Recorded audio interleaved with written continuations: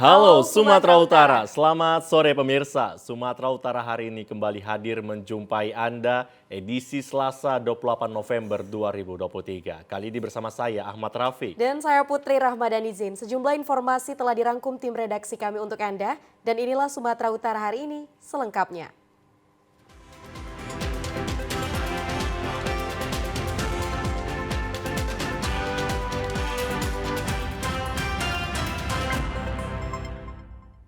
Kita awali informasi pertama pemirsa. Kapolda Sumatera Utara Irjen Pol Agung Setia pastikan perkembangan dan pemeriksaan terhadap anggota Bawaslu Medan yang terkena OTT terus berlanjut. Pasca ditetapkan sebagai tersangka terhadap anggota Bawaslu Kota Medan Azlansyah Hasibuan dan rekannya Fahmi Wahyudi Harap alias Midun, Polda Sumatera Utara terus melakukan serangkaian pemeriksaan terhadap para saksi-saksi. Sebelumnya tim Saber Pungli melakukan operasi tangkap tangan terhadap 3 orang terduga pelaku pemerasan bacalek DPRD Kota Medan di salah satu hotel pada Selasa kemarin. Selain menangkap 3 terduga pelaku, tim Saber Pungli yang diketuai Ketua UPP Saber Pungli Sumut Kombes Pol Wahyu Kuncoro mengamankan barang bukti uang tunai senilai 25 juta rupiah. Saat ini penyidik sudah memeriksa sejumlah komisioner KPU Kota Medan sebagai saksi terkait OTT tersebut. Namun belum ada kepastian nama-nama yang dipanggil oleh penyidik Polda Sumut. Terkait hal ini Kapolda Sumatera Utara Irjen Pol Agung Setia memastikan perkembangan dan pemeriksaan terhadap anggota Bawaslu Medan yang terkena OTT Polda Sumut terus berlanjut. Selain itu Agung meminta kepada para penyelenggara pemilu agar tetap mematuhi aturan-aturan yang berlaku sehingga pelanggaran terhadap tahapan pemilu bisa dicegah. Ini dalam konstruksi pembuktian, rekan-rekan penyidik terus melengkapi apa yang diperlukan dan harapan kita semuanya memahami bahwa ada mekanisme aturan, ada hukum yang harus kita tegakkan dalam setiap penyelenggaraan dan aturan itu, dan kami harapkan masyarakat dan semua baik itu penyelenggara ataupun peserta bisa mematuhi segala peraturan yang berlaku. Polda Sumatera Utara melalui Direktorat Reserse Kriminal Khusus menangkap seorang pelaku berinisial LDS yang melakukan tindak pidana ujaran kebencian melalui media sosial. Saat ini polisi telah menetapkan pelaku sebagai tersangka. Pelaku LDS sebelumnya memposting video yang diduga melakukan ujaran kebencian terkait konflik Palestina-Israel. Unggahan pelaku ini pun sempat viral di media sosial dan menimbulkan keresahan di kalangan masyarakat. Tidak butuh waktu lama usai viral, pelaku LDS langsung ditangkap dan dibawa ke Polda Sumatera Utara untuk pemeriksaan lebih lanjut. Kapolda Sumatera Utara Irjen Pol Agung Setia mengatakan pelaku yang berprofesi sebagai supir truk di Provinsi Papua Barat ini membuat video tersebut di kawasan rumahnya di Kabupaten Toba di sebuah warung kopi. Selain memeriksa tersangka, polisi juga sudah memeriksa 5 saksi mata dan menyita handphone pelaku sebagai barang bukti. Saudara LDS sudah kita amankan dari Polres Danau Toba, Polres Toba yang kemarin melakukan pengamanan di sana, dan kemudian kita bawa ke Polda Sumatera Utara tadi pagi dan kita akan proses lagi. Untuk mempertanggungjawabkan perbuatannya, tersangka kini harus mendekam di sel polisi. Sementara itu pemirsa, kasus perundungan dan penganiayaan yang diduga melibatkan siswa dan alumni sekolah Madrasah Alia Negeri 1 Medan memasuki babak baru. Kritikan kali ini datang dari Dewan Perwakilan Rakyat yang meminta pihak sekolah MAN 1 Medan meningkatkan pengawasan terhadap para siswanya pasca peristiwa ini. Korban perundungan Muhammad Habib Dalimunte hingga kini masih menunggu keadilan agar para pelaku dan penganiayaan terhadap dirinya segera tertangkap. Kasus ini cukup menyita perhatian publik sebab perlakuan para pelaku terhadap korban terbilang sadis dan tak layak dilakukan oleh remaja yang masih berstatus sebagai pelajar. Terjadinya peristiwa ini dituding akibat pihak sekolah Madrasah Alia Negeri 1 Medan kurang pengawasan terhadap para muridnya. Wakil Ketua Komisi 8 Dewan Perwakilan Rakyat Republik Indonesia Marwan Dasopang menyesalkan perundungan dan penganiayaan yang terjadi di sekolah berbasis agama ini.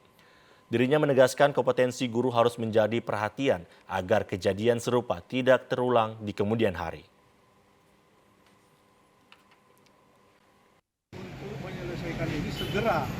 segera pimpinan sekolah untuk melakukan analisa terhadap kalau ternyata gurunya gagal mengawal ini, tentu harus ada evaluasi terhadap guru. Kalau berani menjadi guru di sekolah agama, harus ada nilai tambah di situ. Nilai tambah itu apa? Bukan saja mencerdaskan secara intelektual, tapi mencerdaskan spiritual. Maka dia harus mengetahui dan mendeteksi dini persoalan apa yang terjadi di anak-anak didik. Marwanda Sopang juga meminta pihak sekolah MAN 1 Medan serius dalam melakukan pembinaan karakter dan mental sebab MAN 1 Medan merupakan sekolah berbasis agama di bawah Kementerian Agama yang seharusnya menjadi contoh teladan bagi sekolah umum lainnya.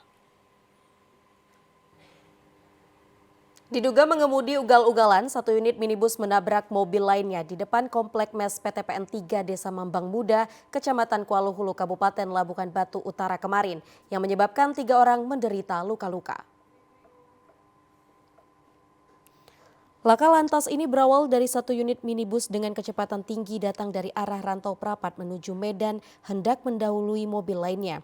Setibanya di TKP, minibus langsung menabrak mobil lainnya yang datang dari arah berlawanan dan sudah berusaha menepi di badan jalan yang mengakibatkan kedua depan mobil rusak berat. Kanit Lantas Polsek Kuala Hulu Polres Labuhan Batu Ibda Julkarnain Pasaribu menjelaskan, pasca tabrakan supir minibus Amiruddin Siregar 46 tahun warga desa Damuli Labura tidak berada di tempat. Sementara itu supir mobil Diva Husni dan penumpang Nurdin Husni serta Lili warga Rantau Prapat mengalami cedera ringan dan dilarikan ke puskesmas terdekat. Kemudian dirujuk ke Rumah Sakit Umum Daerah Rantau Prapat. Mopen Fortuner BK 1070 EU tiba-tiba mengambil jalur ke kanan jalan dan tidak memperhatikan arus kendaraan yang datang dari depannya sehingga menabrak bagian depan mobil Ford BK 1879YL sehingga terjadilah laka lantas tabrak depan yang mengakibatkan penumpang mopen Ford BK 1879YL mengalami luka-luka dan pada saat itu dibawa ke puskesmas Aikenovan dan kemudian dirujuk ke Rumah Sakit Umum Rantau. Sementara itu, kedua mobil kasus tindak pidana laka lantas tersebut sudah diamankan dan ditangani oleh kantor Satlantas Unit Aikanopan Polsek Kuala Hulu Polres Labuhan Batu. Truk mengangkut 30 ton minyak CPO menabrak 2 truk angkut kontainer di Jalan Tol Belmerah yang sedang parkir hingga menelan korban jiwa tewas Senin sore dan dalam peristiwa ini diduga supir mengantuk. Tabrakan beruntun antara truk pengangkut 30 ton CPO menabrak 2 truk kontainer yang sedang berhenti tanpa ada memberikan tanda terjadi di kawasan Jalan Tol Belmerah, Kampung Bahari, Kelurahan Martubung, Kecamatan Medan Labuhan. Akibat dari kejadian tersebut, 1 orang atas nama Joshua Simanjuntak, supir truk tangki dengan BK 9437EN tewas di tempat dengan kondisi kaki kanan dan kiri mengalami patah dan robek dengan tubuh terjepit di bagian kepala truk. Sedangkan 2 orang lainnya atas nama Simon Manurung merupakan kernet truk tangki mengalami luka robek pada kaki kiri dan kening. Kedua korban laka lantas kemudian langsung dibawa ke rumah sakit terdekat di Belawan. Kasat Lantas Polres Pelabuhan Belawan AKP Victor Gulto mengatakan kecelakaan terjadi diduga supir tangki mengantuk dalam berkendaraan menabrak truk kontainer yang berhenti.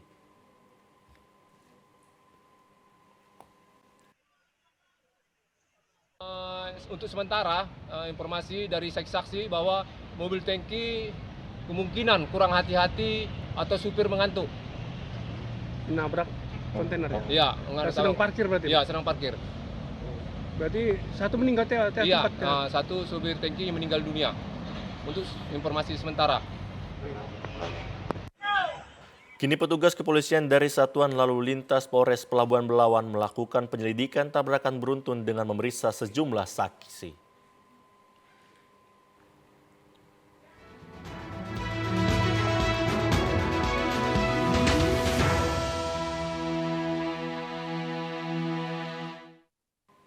Pemirsa, Polda Sumatera Utara menggelar deklarasi pemilu damai dan doa bersama yang dihadiri ribuan elemen masyarakat.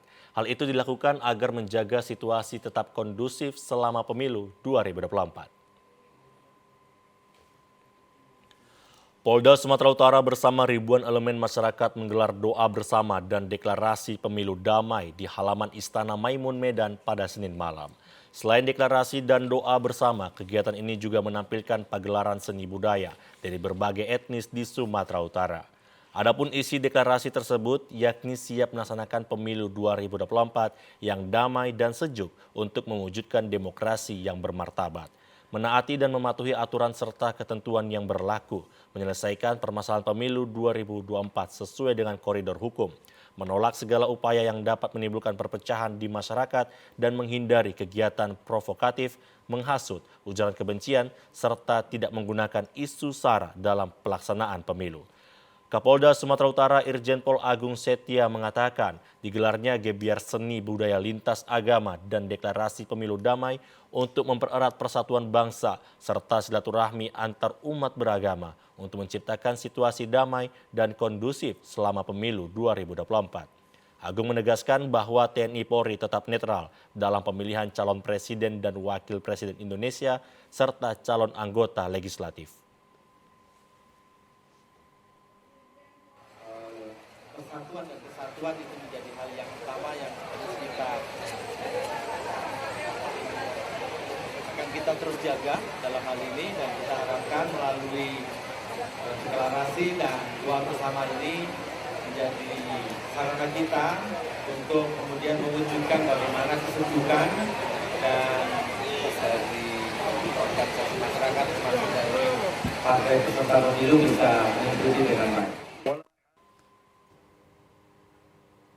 Komisi Pemilihan Umum Daerah Kota Medan melarang partai politik ataupun calon legislatif untuk memasang alat peraga kampanye atau APK di 13 ruas jalan di Kota Medan karena jalan tersebut terdapat kantor pemerintahan, rumah dinas, ataupun sekolah. Memasuki masa kampanye pemilihan calon anggota legislatif dan presiden pada 28 November hingga 10 Februari 2024, Komisi Pemilihan Umum Daerah Kota Medan melarang 13 ruas jalan di Kota Medan dipasang alat peraga kampanye atau APK. Ke-13 ruas jalan tersebut yaitu Jalan Jenderal Sudirman, Jalan Kapten Maulana Lubis, Imam Bonjol, Jalan Wali Kota, Pengadilan, Kejaksaan, Jalan Letjen Suprapto, Balai Kota, Pulau Pinang, Bukit Barisan, Jalan Stasiun, dan Jalan Raden Saleh. Ketua KPUD Kota Medan Mutia Atika menyebut dilarangnya pemasangan APK lantaran jalan tersebut terdapat kantor-kantor pemerintahan, rumah dinas maupun sekolah. Mutia menyebut pelanggaran pemasangan ini sudah disosialisasikan oleh KPUD Medan kepada 18 partai politik. Mutia juga menegaskan bahwa KPUD Medan akan menurunkan paksa baliho-baliho caleg jika dipasang di ruas jalan yang sudah dilarang dan akan menyerahkannya ke Bawaslu Kota Medan. KPU Medan itu sudah melakukan rapat koordinasi dengan berbagai macam stakeholder, termasuk mengundang partai politik yang 18 partai untuk melakukan koordinasi terkait dengan titik-titik jalan atau titik-titik tempat yang diperbolehkan dan yang tidak diperbolehkan dalam memasang APK, alat peraga kampanye. Mulai besok APK bagi para caleg sudah bisa dipasang, tentunya dengan melihat atau memperhatikan aturan yang telah ditetapkan oleh KPU dalam sebuah surat keputusan KPU Kota Medan. KPUD Serdang Bedage memetakan tingkat kerawanan seperti pendistribusian logistik di desa yang terisolir, isu sara, serta politik uang pada pelaksanaan pemilu 14 Februari 2024 mendatang. Ketua KPUD Sergai Agus Limatondang mengatakan KPU selaku penyelenggara telah siap dalam pelaksanaan pemilu 2024. Namun upaya pemetaan tingkat kerawanan perlu dilakukan untuk langkah antisipasi setiap kegiatan tahapan pemilu. Saat ini KPUD Sergai mengkhawatirkan pendistribusian logistik pada musim penghujan, di mana letak geografis Serdang Bedage dikelilingi perkebunan swasta ataupun milik PTPN hingga banyak jalan yang licin serta terjal. Hal tersebut menjadi kendala dalam pendistribusian logistik pemilu. Untuk itu perlu pertimbangan yang matang dalam pendistribusiannya. Di samping itu KPUD Sergai juga memetakan terkait isu sara. Walaupun saat ini belum ada indikasi, namun terus melakukan sosialisasi kepada masyarakat dan parpol untuk tidak terlibat isu tersebut. Terkait politik uang, KPU bersama dengan Bawaslu, TNI Polri, dan parpol peserta pemilu untuk berkompetisi secara sehat dan beradu gagasan, sehingga pemilu di tahun 2024 ini minim politik uang. Ya, kekhawatiran kita adalah pertama ini musim penghujan. Jadi nanti ada kaitannya dengan distribusi logistik ke kecamatan sampai ke desa nanti. Ya, kita khawatir nanti ya jalan-jalan yang tergenang atau rusak, terutama daerah-daerah yang melintasi daerah-daerah jalan perkebunan. Pemirsa, kesadaran warga untuk mengurus dokumen administrasi kependudukan menjelang pemilihan umum tahun 2024 cukup tinggi, sehingga mendorong pemerintah memaksimalkan pelayanan publik saat ini. Hal tersebut terlihat di kantor Dinas Kependudukan dan Pencatatan Sipil Kota Gunung Sitoli. Warga setiap hari datang untuk mendapatkan layanan Adminduk. Kepala Bidang Pengelolaan Informasi Administrasi Kependudukan, Piak dan Pemanfaatan Data Dinas Dukcapil Kota Gunung Sitoli, Jonathan Lauli di Gunung Sitoli hari ini mengatakan, dari sebanyak 93.607 warga yang wajib memiliki KTP elektronik di daerah tersebut, 96% diantaranya telah selesai merekam dan memiliki KTP.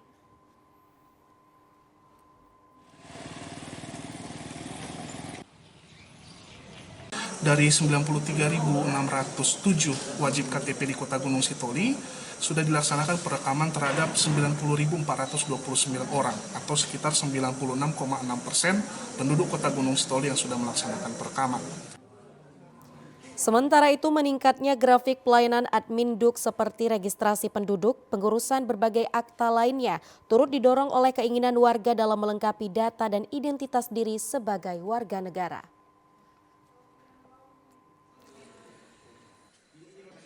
Dan saya melihat juga ya banyak yang berdatangan ke sini untuk mengurus surat-surat administrasi seperti kartu keluarga, KTP. Bagi mereka itu adalah salah satunya mungkin adalah contohnya untuk pengurusan, ada bantuan lah di desa contohnya, dan mungkin menjelang demokrasi. Diperkirakan masih banyak warga usia 17 tahun yang melakukan pengurusan KTP elektronik menjelang pemilihan umum sehingga Disdukcapil melakukan pelayanan tambahan di luar gedung kantor seperti di pelosok desa dan sekolah menengah. Pemirsa, salah satu cara mewujudkan pemilu yang damai adalah mengantisipasi adanya pelanggaran yang dilakukan dari semua pihak, khususnya peserta pemilu. Bagaimana pencegahan pelanggaran yang dapat muncul jelang pemilu, khususnya pada saat berlangsungnya masa kampanye? Kita telah terhubung dengan Bawaslu Kota Binjai, Muhammad Yusuf Habibi dan Dr. Tapil Rambe selaku akademisi. Selamat sore Pak Yusuf dan Pak Tapil Rambe. Selamat sore Mas Rofik, Bu Putri. Mas. Baik, Pak Yusuf, bagaimana upaya Bawaslu Kota Binjai guna mengantisipasi terjadinya pelanggaran, apalagi di saat masa kampanye saat ini? Baik, terima kasih. Assalamualaikum warahmatullahi wabarakatuh. Jadi terkait kita mengantisipasi terjadinya pelanggaran, pertama kita harus memahami situasi lapangan. Dalam hal ini juga berarti kita harus memetakan indeks kerawanan pemilu. Jadi kita harus belajar dari peristiwa-peristiwa sebelumnya, mengantisipasi dari peraturan-peraturan yang ada dan apa yang menjadi kerja-kerja kita ke depan yang menjadi persoalan yang sering kita hadapi. Gitu. Jadi dalam pemetaan itu kita bisa mengantisipasi segala bentuk kerawanan pemilu. Baik Pak Yusuf, tadi kan dibilang bahwa telah dilakukan pemetaan oleh pihak Bawaslu sendiri. Biasanya menuju atau menjelang pemilu tahun 2024, ini pelanggaran-pelanggaran apa saja yang biasanya terjadi nih, Pak Yusuf? Pelanggaran yang sering terjadi itu mungkin saling tuding-menuding, melakukan kampanye hitam, lalu melakukan sosialisasi, melakukan bentuk kampanye yang tidak sesuai dengan peraturan yang sudah ditetapkan oleh Undang-Undang, PKPU, serta Perbawaslu. Maka hal ini juga bisa berdampak kepada pemilu yang tidak kondusif dan tidak damai. Artinya satu peserta pemilu dengan peserta pemilu lainnya bisa merujuk dan mengacu kepada keributan yang sifatnya itu tidak menguntungkan dalam demokrasi kita kali ini. Baik, kita beralih kembali ke Dr. Tapil selaku akademisi. Pak Tapil, bagaimana Anda melihat proses menjelang pemilu tahun 2024 ini, khususnya bagi penyelenggara? Pak Tapil, silakan. Baik, saya kira kita sedang tidak baik-baiknya dalam proses penyelenggaraan pemilu 2024. Medan, Sumatera Utara dihebohkan, dikejutkan dengan peristiwa penangkapan salah satu komisioner Bawaslu Medan.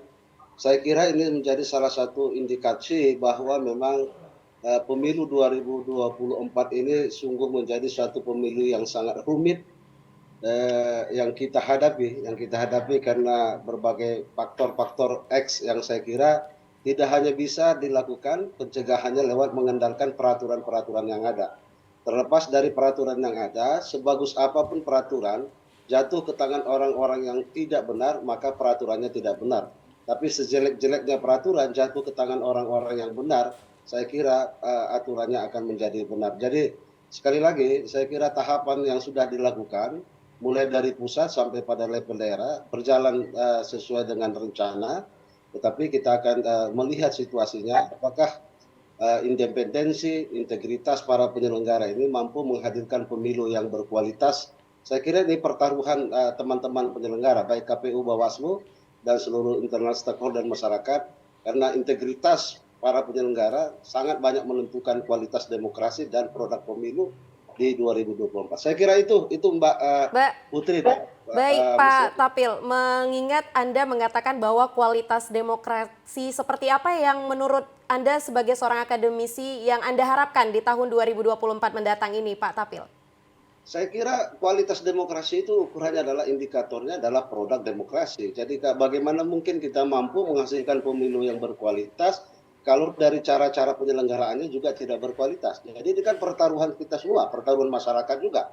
Makanya kita dorong masyarakat juga menjadi masyarakat pemilih yang cerdas supaya lahir pemilu yang berkualitas. Kalau semuanya terintervensi, saya kira ini kan menjadi persoalan yang sangat rumit. Ini yang saya kira yang perlu kita harus wanti-wanti, waspadai. Kendati demikian kita menaruh apresiasi kepada teman-teman penyelenggara baik KPU atau Bawaslu. Saya kira Bawaslu hari ini punya peran yang sangat luar biasa lah, menjadi wasit yang bisa memberikan kartu merah, kartu kuning. Saya kira Pak Habibie kita apresiasi. Mudah-mudahan teman-teman di Bawaslu istiqomah dengan menjalankan tugasnya. Kalau ini bisa dikawal dengan baik, Bawaslu bertindak tegas terhadap seluruh pelanggaran, saya kira kita mulai akan melihat nanti kualitas demokrasinya akan baik. Tapi jangan berpihak. Ketika berpihak dan tidak tegas pada semua pelanggaran, saya kira masyarakat akan hilang kepercayaan dan trust kepada penyelenggara.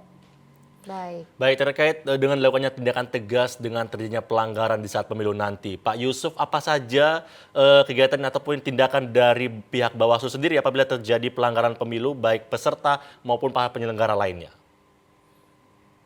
Baik, sejauh ini pelanggaran yang secara substantif di tahapan kita masih belum terjadi di Kota Binjai. Namun ada beberapa hal terkait pemasangan alat peraga di Kota Binjai itu tidak memenuhi unsur.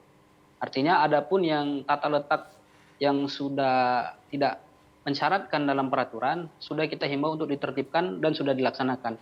Dan dalam konteks integritas yang disampaikan oleh Bapak Tapil tadi, mungkin sejauh ini sepanjang saya berpenyelenggara ini, saya rasa masih cukup terjaga di lingkaran Bawaslu baik maupun KPU. Dan jika konteks kejadian penyelenggara di Bawaslu Kota Medan itu, saya berpikirnya bukan secara kelembagaan, tapi internal dirinya. Gitu. Jadi apapun yang menjadi perbuatan kita yang menyinggung kepada lembaga itu memang sangat merugikan terhadap kualitas demokrasi kita, benar. Namun ketika ada hal-hal dari prosedural yang disalahgunakan oleh beberapa pihak, itu saya menyebutnya gerakan oknum yang tidak bertanggung jawab. Gitu. Namun sampai hari ini saya masih bisa memastikan di beberapa wilayah dan termasuk di Kota Binjai masih bisa menjaga integritas. Nah, jika ada pelanggaran yang terjadi, apa yang harus kita lakukan? Kita masuk ke dalam ruang lingkup, itu adalah sebuah hal yang memang harus kita tuangkan dalam laporan hasil pengawasan, lalu akan kita proses untuk dilihat terpenuhi atau tidak syarat formil dan materialnya. Jika dia sudah terpenuhi, maka harus kita proses dalam tindak lanjut di Bawaslu itu sendiri. Namun jika tidak terpenuhi, maka akan kita panggil kepada orang-orang yang melaporkan untuk memenuhi syarat formil dan material dengan jangka waktu 3 hari. Artinya semua langkah dan tindakan yang akan dilakukan sudah diatur sedemikian rupa secara sistematis, masif, dan juga secara prosedur lah. Gitu. Artinya semua sudah diatur, tinggal bagaimana kita menjaga untuk melaksanakannya dengan integritas, dengan penuh integritas. Mungkin sedikit itu tadi Mbak Putri dan Mas Rafiq. Baik, kita beralih lagi ke Pak Tapil selaku akademisi. Tadi kita juga sudah mendengarkan bahwa Pak Yusuf mengatakan bahwa integritas yang cukup terjaga di daerah Bawaslu sendiri ini di tahun ini berarti memang integritasnya sudah cukup terjaga, Pak Tapil. Namun menurut Anda selaku akademisi, apa yang menyebabkan pelanggaran pemilu ini tetap terjadi, Pak Tapil? Saya kira tidak bisa lepas dari persoalan moralitas masyarakat ya. Kita juga tidak bisa menafikan bagaimana psikologis elektoral masyarakat karena ini sudah menjadi satu paradigma yang salah saya kira dari sejak reformasi tentang pemilu langsung dan pilkada langsung, bahwa paradigmanya tetap pada persoalan seberapa besar, seberapa banyak, apa yang dapat, apa yang bisa diambil dan macam-macam. Itu yang pertama. Yang kedua, pemilihannya rumit, iya. Pemilihan paling rumit di dunia ini Indonesia ini. Pemilu 2024 ini siapa bilang bukan pemilihan rumit. Oleh karenanya teman-teman Bawaslu, kalau disampaikan tadi kami siap, alhamdulillah. Saya kira ini satu langkah yang luar biasa. Karena ini pemilihan rumit. Dilaksanakan serentak mulai dari Pilpres, pemilihan DPR RI, DPD, DPR Provinsi, DPR Kabupaten. 5 sekaligus masyarakat harus mencoblos kertas suara di pemilu 2024. Yang kedua, banyaknya pemain. Iya, banyaknya pemain, banyaknya aktor, banyaknya kursi yang diperebutkan, banyaknya dapil yang telah dibagi. Saya kira semua ini kan untuk merebut kekuasaan. Orang ketika mau merebut kekuasaan, dia akan melakukan berbagai hal dan banyak cara. Saya kira cara-cara ini kan yang harus diantisipasi oleh teman-teman penyelenggara, sehingga terjadi fair play, ada permainan yang fair di antara para kontestasi, baik partai politik, caleg, dan capres. Jadi saya kira ini wilayah-wilayah yang memang rumit. Karena ini baru kita uji coba pertama pemilu serentak secara langsung. Beda dengan pemilu 2014, 2019, ini kan uji coba pertama di mana kita sekaligus memilih presiden, legislatif. Saya kira ini satu ujian yang berat. Nah, masalah pelanggaran ini kan ada dua. Pertama pelanggaran politik penyelenggara, yang kedua pelanggaran administratif. Mas Rafiq dan Mbak Putri, masih kita temukan kok ada data pemilu orang yang sudah meninggal. Ini kan satu problem juga. Datanya masih ada muncul, tapi orangnya sudah lama meninggal itu. Itu banyak ditemukan di berbagai daerah. Nah, kalau ini yang terjadi, tidak kita antisipasi, maka muncul persoalan-persoalan baru di belakang hari. Oleh karenanya, saya kira teman-teman di Bawaslu bisa mengawasinya, mensiasatinya, strateginya seperti apa. Saya sepakat yang disampaikan Pak Habibie tadi, ada pemetaan potensi kecurangan, potensi pelanggaran, dan lain-lain sebagainya. Agak sumir dan rumit kita memang ketika seperti APK, alat peraga kampanye, tidak boleh diletak di rumah ibadah, di kantor-kantor pemerintahan, dan segala macam. Tapi apakah aparat itu mampu berlaku adil untuk membersihkan semua APK itu, baik dari nomor 1, nomor 2, atau nomor 3? Ketika penyelenggara tidak melakukan satu keadilan, saya kira langsung itu masyarakat trustnya sederhana saja. Berarti berpihak gitu, Tapi kita bukan bicara Binjai ini Mas Habibie ya, ini bicara keseluruhan. Bukan bicara Binjai oke lah ada Pak Habibie yang mengawal di situ. Tapi kan ini bicara tentang keseluruhan tentang penyelenggara termasuk Bawaslu. Baik, Pak Tapil tadi sudah mengutip ada beberapa jenis pelanggaran termasuk pelanggaran administrasi dan juga APK. Apakah Pak Yusuf, kedua pelanggaran tersebut telah terjadi di daerah Bawaslu Kota Binjai sendiri dan apakah tindakan-tindakan dari pihak Bawaslu Kota Binjai sendiri, Pak Yusuf? Baik, jadi segala bentuk yang menjadi tahapan pada pemilu 2024 hendaknya memang secara teknis, penyelenggara teknis itu yang dimaksud adalah KPU harus selalu melakukan uji publik dan melakukan koordinasi yang sifatnya terbuka, termasuk kepada lembaga yang memang sudah diundang-undangkan, yaitu Bawaslu. Artinya ketika mereka sudah tidak koordinasi, bypass, di skip, dalam hal ini tidak terkoordinasi kepada pihak-pihak terkait, maka mereka juga sudah melanggar kepada peraturan itu sendiri.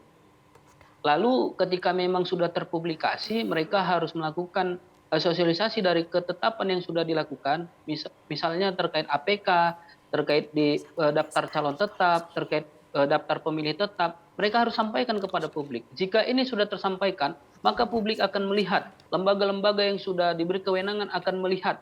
Maka disitulah ada korelasi di mana kita harus membuat satu bentuk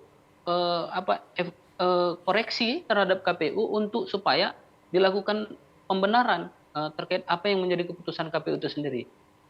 Seperti yang dikatakan Pak Tapil tadi, maka kita memang harus mengecek data-data orang yang meninggal dan mengetahui bahwa orangnya sudah tidak ada karena mereka mendata itu secara langsung dari pintu ke pintu, berkoordinasi dengan pihak terkait, baik itu Kepling ke jajarannya, baik itu lurah dan jajarannya, dan seterusnya.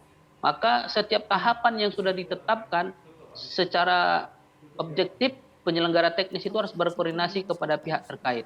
Makanya penting kita lakukan sosialisasi terhadap tahapan-tahapan ini. Jadi KPU itu harus melakukan sosialisasi terhadap publik, baik itu stakeholder, Forkopimda, kepada unsur masyarakat, pimpinan lembaga, pimpinan organisasi, terkhusus lagi kepada peserta pemilu yaitu partai politik dan seterusnya, seperti calon legislatif dan seterusnya. Baik Pak Yusuf, Pak Yusuf, mungkin bisa diberikan harapan ke depannya bagi masyarakat agar terciptanya pemilu yang damai nantinya di tahun 2024, Pak Yusuf. Ya baik, harapan saya pribadi dan untuk kita semua bahwa kita tidak memungkiri kejadian penangkapan OTT di Kota Medan itu menjadi pukulan telak bagi kita. Tapi kami tidak kendur semangat kami untuk terus memajukan kualitas demokrasi ini supaya tetap kita bisa melahirkan pemimpin-pemimpin seperti yang diharapkan. Maka bagaimana kita bisa menciptakan kondisivitas bersama, dan langkah-langkah awal yang kami bentuk itu seperti membentuk pengawas partisipatif. Artinya segala unsur, segala elemen harus bisa berkontribusi terhadap pemilu. Bukan hanya penyelenggara, namun seluruh elemen masyarakat, seluruh unsur, seluruh lembaga yang ada di Indonesia kita ini. Termasuk di Binjai, di Medan, mau dimanapun berada. Untuk melahirkan pemimpin-pemimpin yang kita harapkan. Mungkin sekian Pak Rafiq dan Mbak Putri. Baik, mungkin sedikit Pak Tapil, closing statement dari Anda, apa harapan terkait dengan penyelenggaraan pemilu di tahun 2024? Silakan Pak Tapil. Para perampok dan maling banyak cara untuk melakukan perampokan dan pemalingan. Saya kira selama kita mengawasi para maling beroperasi di malam hari, beroperasi di siang hari, beroperasi di pagi hari, saya kira maling bisa akan kendur untuk melakukan modus perampokan-perampokan. Jadi sekali lagi, pemilu ini tidak terlepas dari siasat dan strategi yang dilakukan. Kita berharap bahwa pelanggaran, kecurangan itu semakin sedikit. Dan saya terima kasih pada teman-teman Bawaslu. Saya berharap sosialisasi ini bisa melibatkan banyak internal stakeholder masyarakat kita. Ada tokoh-tokoh masyarakat, ada tokoh-tokoh agama, ada tokoh-tokoh adat, tokoh budaya, ada perguruan tinggi, ada sekolah. Saya kira semuanya menjadi bahagian yang penting untuk bisa membantu mensukseskan pemilu dengan baik dan mendukung seluruh program-program yang dikerjakan oleh teman-teman Bawaslu. Selamat bertugas Pak Habibie, tantangannya berat tapi saya yakin semuanya akan insya Allah berjalan dengan baik. Baik, terima kasih Pak Dr. Tapil Rambe selaku akademisi dan juga Bapak Muhammad Yusuf Habibie sebagai Bawaslu Binjai telah memberikan informasi yang aktual mengenai pemilu agar pemilu damai yang terjadi pada tahun 2024 nantinya. Selamat sore dan selamat kembali bertugas Pak. Selamat sore Pak Rafiq. Ya pemirsa, informasi lainnya datang dari Satuan Reserse Narkoba Polrestabes Medan yang kembali menggerebek pemukiman padat penduduk di kawasan Percut Seituan Kabupaten Deli Serdang yang kerap menjadi tempat transaksi dan penyalahgunaan narkoba. Pemukiman padat penduduk yang digerebek Satres Narkoba Polrestabes Medan ini berada di Desa Cinta Rakyat, Kecamatan Percut Seituan, Kabupaten Deli Serdang kemarin. Saat masuk ke perkampungan, polisi terpaksa meletuskan tembakan peringatan ke udara karena sejumlah warga yang diduga sebagai pelaku narkoba mencoba kabur dari sergapan petugas.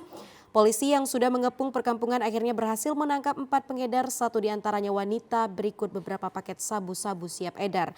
Selanjutnya polisi kembali menyusuri perkampungan dan berhasil menangkap seorang bandar narkoba berinisial NA yang berpura-pura tidur di dalam rumahnya. Ketika menangkap NA, polisi harus memanjat area plafon rumahnya karena NA membuang puluhan paket sabu seberat 51 gram melalui plafon kamar mandinya. Kasat Narkoba Polrestabes Medan AKBP John Rakuta Sitepu menyebut pihaknya juga dihalang-halangi keluarga ketika hendak membawa pelaku masuk ke dalam mobil.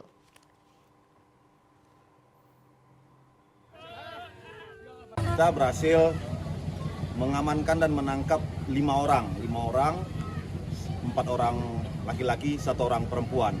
Di mana ke-5 orang ini perannya 4 orang sebagai pengedar ataupun pengecer. Namun saat kami berhasil mengamankan 1 orang yang kita duga sebagai bandar besar di wilayah Percut Seituan ini. Kita berhasil mengamankan kurang lebih 50 gram ini terdiri dari beberapa paket-paket kecil dan ada beberapa paket yang lumayan besar atau dalam satu kemasannya itu kurang lebih 10 gram. Polisi kini telah menelusuri keberadaan pemasok narkoba kepada pelaku yang beberapa di antara identitasnya sudah diketahui. Petugas kepolisian akan terus melakukan pengawasan ekstra mengingat peredaran narkoba di perkampungan ini masih terjadi meskipun penggerebekan sudah berulang kali dilakukan. Sementara itu pemirsa, aksi pencurian sepeda motor terekam kamera pengintai CCTV. Pelaku berhasil membawa kabur 1 unit sepeda motor dari halaman depan kantor Desa Sena, Kecamatan Batangkuis, Kabupaten Deli Serdang.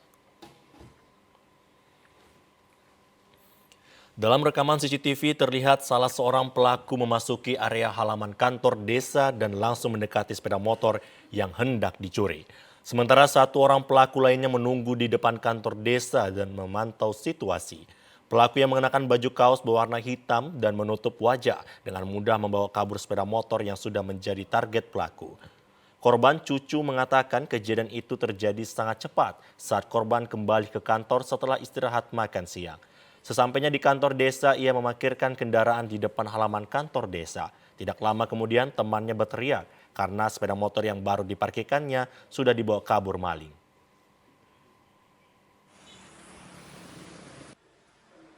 Siang itu jam-jam sekitar jam 12 lah, 12.25. Tiba-tiba kami masuk, habis masuk masih duduk bentar, udah kata Rusli, harus 2 katanya dia apa kok Cuk itu pertama itu diambil orang itu katanya gitu, jadi kami langsung keluar lah. Harapannya kepada pihak kepolisian apa bang? Jika boleh tahu bang? Ya, kalau bisa tolonglah ditindak tegas, soalnya kan nggak boleh balik kita kehilangan, masa di kantor gini aja bisa hilang. Oh udah itu bang ya? Udah sering kehilangan bang. Korban berharap pelaku cepat ditangkap agar tidak ada lagi warga yang sering kehilangan sepeda motor. Korban juga sudah melapor kejadian ini ke Polsek Batangkuis. Diduga akibat hubungan arus pendek listrik, ruko berlantai 2 di Jalan Danau Singkara, Kecamatan Medan Barat, nyaris hangus terbakar.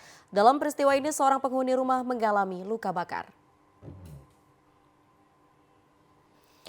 Kepulan asap tebal membumbung dari 1 unit rumah toko berlantai 2 kemarin siang. Api yang pertama kali terlihat dari kamar di lantai 2 dengan cepat menyambar kasur dan menimbulkan asap tebal. Petugas pemadam kebakaran yang tiba di lokasi mengalami kesulitan karena sempitnya akses jalan dan tebalnya asap yang mengepul di dalam ruangan. Petugas pemadam pun harus menggunakan masker oksigen dan memecah jendela kaca untuk dapat menembus titik api dan melakukan proses pemadaman. Setelah menurunkan 3 unit mobil pemadam, petugas berhasil menjinakkan api 1 jam kemudian. Pemilik rumah mengalami luka bakar saat hendak menyelamatkan barang dari dalam rumah. Sementara kerugian material diperkirakan mencapai puluhan juta rupiah.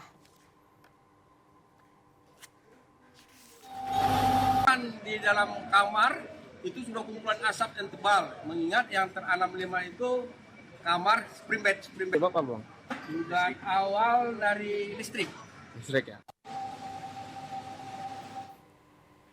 Kita beralih ke informasi lainnya, pemirsa. Gelombang aksi bela Palestina terus terjadi di berbagai wilayah, tak terkecuali di kota Medan, Sumatera Utara. Gelombang aksi bela Palestina kian masif setelah Israel melakukan penyerangan terhadap rumah sakit Indonesia yang berada di Gaza dan mengakibatkan ratusan orang tewas. Keprihatinan terhadap situasi di Gaza, Palestina kian bertambah seiring masifnya penyerangan Israel ke wilayah tersebut. Di kota Medan, Sumatera Utara, ribuan massa menggelar long march sembari melakukan orasi dengan menyusuri Jalan Sisingamangaraja yang dikenal sebagai jalan inti di tengah kota Medan. Selain long march, massa aksi juga turut menyuarakan aksi pemboikotan terhadap beberapa produk yang diduga terafiliasi dengan Israel. Salah seorang peserta aksi, Nur Huda, mengatakan yang terjadi di Gaza, Palestina bukanlah peperangan, melainkan genosida atau penjajahan yang dilakukan oleh Israel. Sebab dirinya menyebut Israel tetap melakukan penyerangan meski ada banyak anak-anak berusia balita yang menjadi korban. Dirinya berharap pemerintah Indonesia dapat melakukan langkah konkret dalam mewujudkan kemerdekaan Palestina sebab kian hari penyerangan yang dilakukan oleh Israel semakin mengabaikan aspek kemanusiaan di Gaza, Palestina.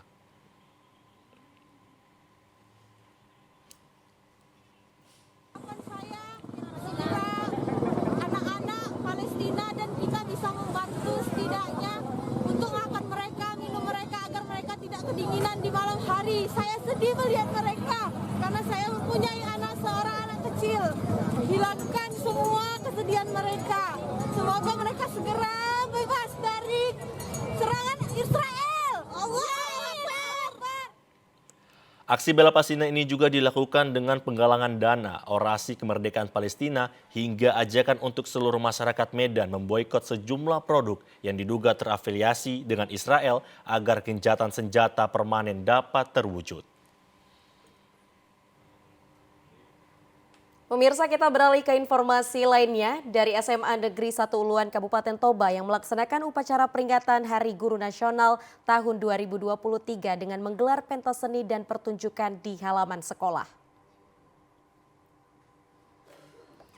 Upacara peringatan Hari Guru tahun 2023 SMA Negeri 1 Uluan bertindak sebagai Inspektur Upacara Pengawas Manajerial Provinsi Sumatera Sarma Sirait dan dihadiri komite sekolah serta seluruh siswa. Rangkaian acara dilanjutkan dengan pemberian bunga kepada para guru dan pemotongan kue hari ulang tahun guru ke-78 diiringi lagu himne guru. Berbagai pertunjukan mulai dari pergelaran tortor, pidato, lagu dan drama diperagakan siswa-siswi untuk menyemarakan acara yang digelar di halaman sekolah. Kepala SMA Negeri 1 Uluan Juliber Simanjuntak mengatakan peringatan Hari Guru Nasional tahun ini merupakan ruang apresiasi kepada para guru atas semangat belajar, berbagi dan berkolaborasi dalam merdeka belajar demi terwujudnya pembelajaran yang aman, nyaman dan menyenangkan bagi peserta didik. Juliber juga menyebut kegiatan tersebut sesuai amanat Menteri Pendidikan, Kebudayaan, Riset, dan Teknologi agar guru fokus menciptakan lingkungan belajar yang aman, inklusif, dan juga menyenangkan. Hari Guru Nasional, salah satunya adalah penerapan kurikulum merdeka. Sangat membantu siswa dalam memperdalam dan menguasai materi yang mereka inginkan. Kurikulum merdeka ini juga membebaskan para guru dalam mengembangkan inovasi mereka, dalam mengembangkan materi ajar mereka sesuai dengan apa yang mereka lihat, bagaimana siswa dapat menangkap setiap materi pelajaran yang mereka pelajari.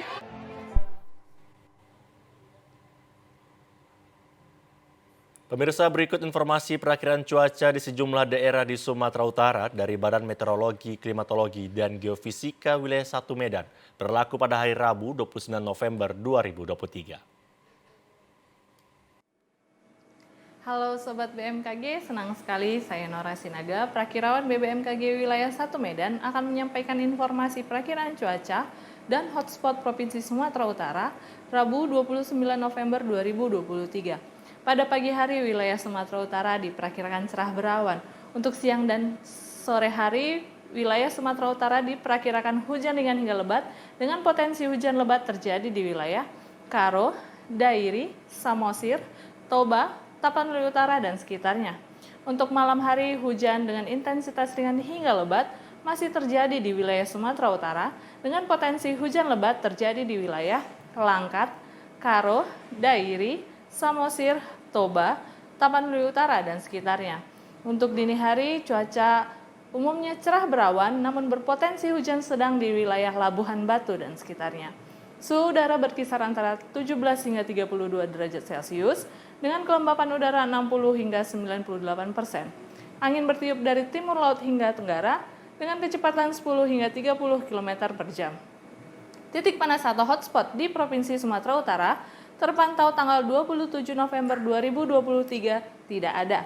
Kami tetap menghimbau kepada masyarakat untuk tetap waspada akan adanya potensi hujan dengan intensitas lebat di sebagian wilayah pegunungan dan lereng timur Sumatera Utara yang dapat mengakibatkan bencana hidrometeorologis seperti banjir dan longsor. Demikian perakiraan Rabu 29 November 2023. Terima kasih dan sampai jumpa. Ya pemirsa, informasi lainnya akan kami hadirkan usai jeda pariwara berikut ini. Tetaplah bersama kami di Sumatera Utara hari ini.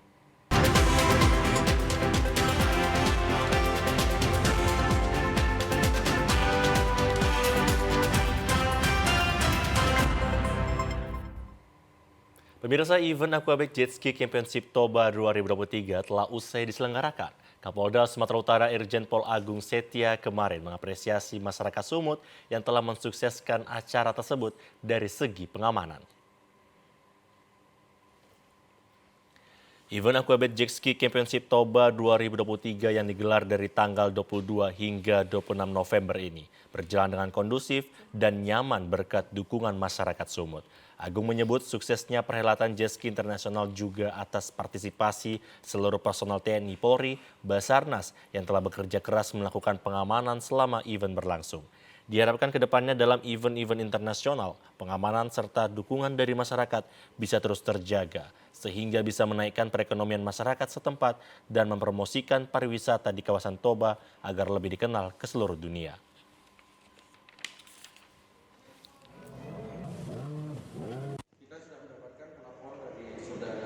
Saya ingin berterima kasih atas terselenggaraannya ini kepada rekan-rekan media dan seluruh masyarakat di Kota Samosir, Toba, Dairi maupun Karo yang sangat luar biasa, dan kita harapkan kita akan semakin baik lagi di masa yang datang dalam penyelenggaraan Aquabaik tahun 2024.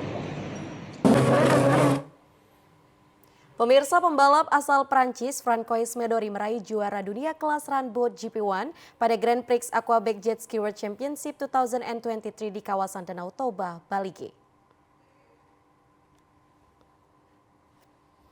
Medori finish di urutan kedua pada MotoGP. Para pembalap beradu kecepatan saat final pada Sabtu dan Minggu kemarin. Final Aquabaik Jet Ski World Championship Danau Toba diikuti 45 pembalap, diantaranya 10 pembalap wanita.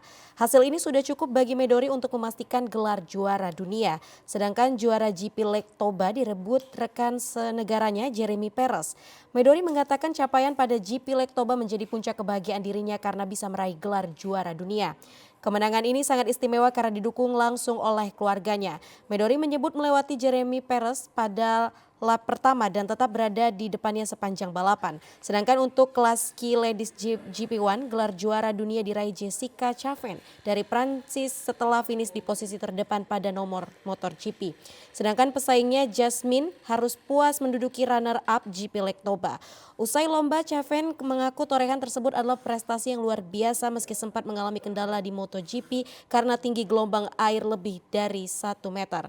Sedangkan untuk kelas ski diving GP1 diraih pembalap Prancis Michael Porret setelah mengunci kemenangan di Moto3 dengan 130 poin. Sedangkan juara GP Lake Toba direbut Morgan Porret. Michael Porret mengaku tak mudah mengalahkan pesaingnya untuk merebut gelar juara dunia. Sementara pada kategori freestyle atau gaya bebas, pembalap asal Italia Roberto Mariani berhak dengan juara GP Lake Toba sekaligus mengukir gelar juara dunia. Mariani sukses mengalahkan pesaingnya asal Kuwait Rashid Al Mulia.